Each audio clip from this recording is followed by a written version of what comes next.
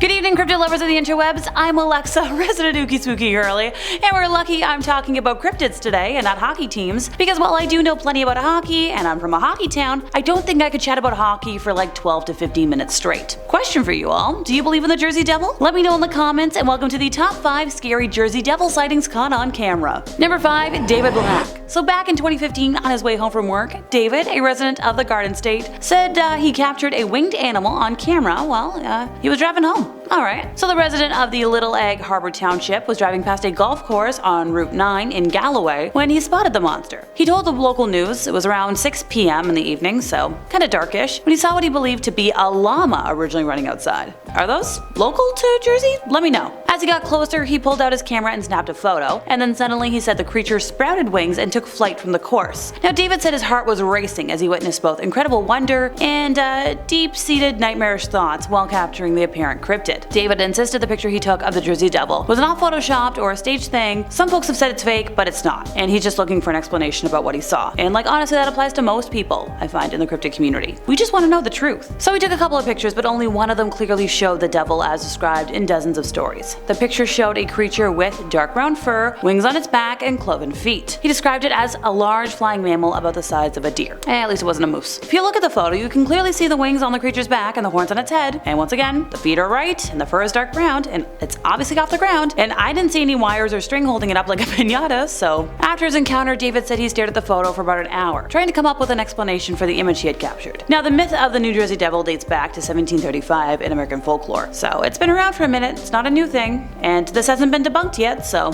make of that what you will. Number 4, Emily Martin. So, funny thing about that last sighting, only a few days afterwards, a gal named Emily came forward with her own footage of the creature roaming around the same area. We do have the footage to show you, so you can make your own opinion, and I think it's about 17 seconds long. And while you do, I figured now is as good a time as any to give y'all some context on the history of the devil. Since we don't know a lot about Emily's sighting, why not? So the Jersey Devil is a creature native to the Pine Barrens area of, New Jersey. It is often described as having hooves, a snake's tail, bat-like wings, and a head that looks something like a horse, so that checks the last story. The devil might glow. It can also possibly breathe fire or poison water with its breath, kind of classic dragon characteristics. It's also known as the Leeds Devil, by the way. It doesn't have just one moniker. Local residents trace its origin to a woman named Mother Leeds, the mistress of a British soldier who was suspected of being a witch. And when she gave birth to her 13th spawn, she cursed it, because having 12 wasn't enough. It was then born as a hairy creature and soon took to terrorizing the populace and eating people. The local tribes called the area Papuasing, meaning place of the dragon. Swedish explorers later named it Drake Kill, Drake being a word for dragon, and kill meaning channel or arm of the sea. A couple of fun facts for you this evening. According to AmericanFolklore.net, Joseph Bonaparte, elder brother of, Napoleon, is also claimed to have witnessed the Jersey Devil while hunting on his Bordentown estate around 1820. The Jersey Devil on its own is a popular creature in New Jersey, with its image on quite a number of products. And yes, this is how the New Jersey Devils, the hockey team, got named, which I didn't know until this year. But it's also quite the popular image outside of the date. It's one of those major American monsters that gets mentioned rather frequently in pop culture, books about the strange, the paranormal, and the unexplained. I think to date 2 fictional movies have been made about the devil, The Last Broadcast and 13th,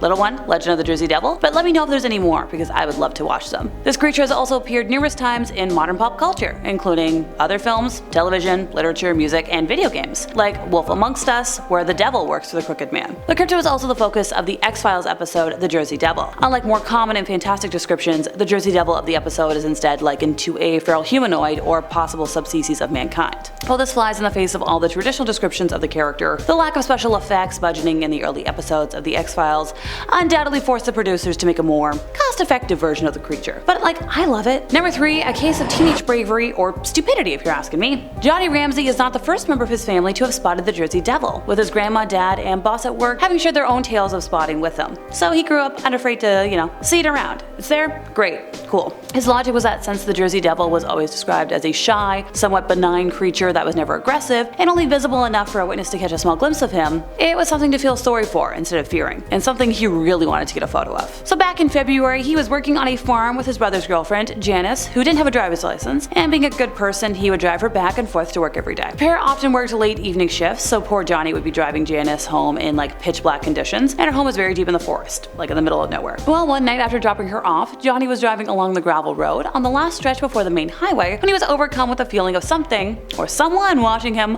which led him to pull over and stop his car. He was smart enough to keep his doors locked at first and kept a large wrench under his seat for safety that he was confident he could use if need be. He sat there for a while trying to calm down and was looking around to see if he could spot what might have been bothering him in the woods or on the road. Leaving the car, he ventured a few steps away with his phone camera out, trying once again to see past the large trees in the area, but spotted nothing weird and returned to his car. He started driving slowly down the road and noticed movement from the top of one of the tallest trees. So he stopped the car again, stared in the direction trying to get his eyes to focus, and once his eyes had finally adjusted, he described what he saw as something larger than a man with a huge head, sitting in a half-crouched position as if it was ready to spring from its hind legs at any moment. It was sadly too dark to make out any other specifics against the dark sky, but he was able to snag a picture. Deep in a state of concentration at staring whatever was in the bushes, Johnny accidentally let his foot slip from the clutch and his car stalled the engine. The creature's head whipped around suddenly at the noise and took off in one swift motion. As it was taking off, Johnny didn't see any wings on its back, but heard a loud whooshing noise like large wings would make. In addition to hearing this, Johnny was able to make out some very powerful looking legs that were bent at the knees like a horse's legs would be. Since the car was now stalled and quiet, he was able to hear a large screech and whoosh of air above him that grew fainter within seconds. So whatever this thing was, it was fast and powerful. As the creature took off, the bushes on the tree almost bent in half, thrashing and swaying for a long time after it left. Johnny panicked, managed to get the car started, and drove back to Janice's house in a tizzy, not even remembering to close the car door as he barged into the home and started babbling about what he had seen. And Janice's dad calmly told him that, yeah, he must have seen the Jersey Devil. He drove Johnny back to the spot where he'd seen it and confirmed there was definitely a disturbance in the bushes on that side of the road. He told Johnny that he'd had quite a few sightings of the Jersey Devil on his land before, but had never said anything to his wife or daughter so they wouldn't get freaked out. So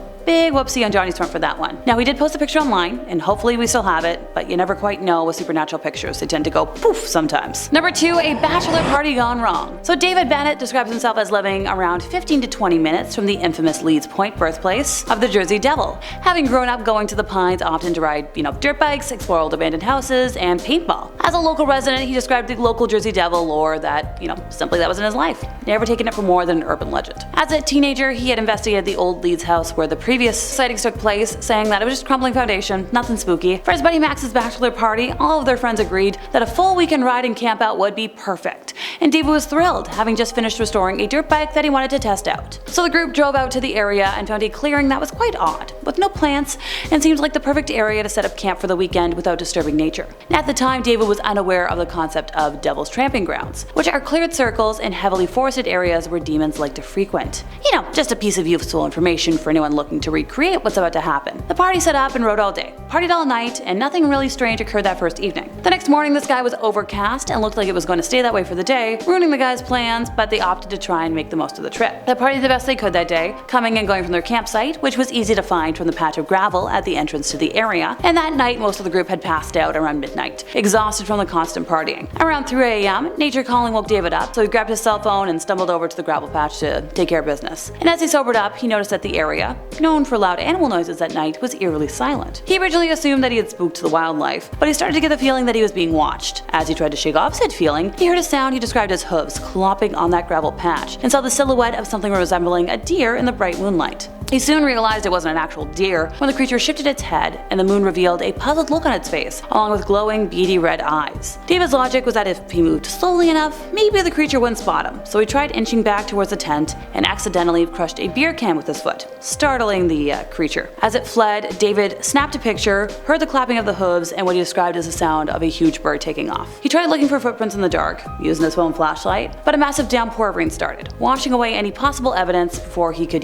capture that. He did get one picture of the creature though, so we should have it, and come morning, David was just trying to forget about the entire night. Number 1, a sighting near an abandoned house. So just last year, Logan Pearce and some of his friends decided to make the 30-minute drive from their place to Pine Barrens, not looking for anything in particular, but they wanted to find proof of the existence of the Jersey Devil. The drive took them down Bulltown Road, near Batstow Village, a place rumored to be home to previous sightings, and they passed by an old abandoned house and didn't really think much of it. After a while of not seeing much aside from deer and the occasional owl, the group decided to head back the way they came and call it a night, before batteries died. As they passed by that old house again though, they saw what they described as bright green eyes peering out a window. They took a picture of it and made the quick decision to drive up to the house, but then the eyes disappeared. A strange noise then caught the attention of Logan and his friend, who was in the front seat next to him. She was shining her flashlight around on her phone and caught sight of something swooping over the car, describing it as darker in color and larger than any bird she knew of. By the time the group could react to it though, nothing was around. They all left the car to investigate, but all that could be found were hoof prints in the sandy soil that were too big to be those of a deer and too small to be from a horse. The group eventually left home that night, but vowed to return again soon to gather more evidence, and I wish them luck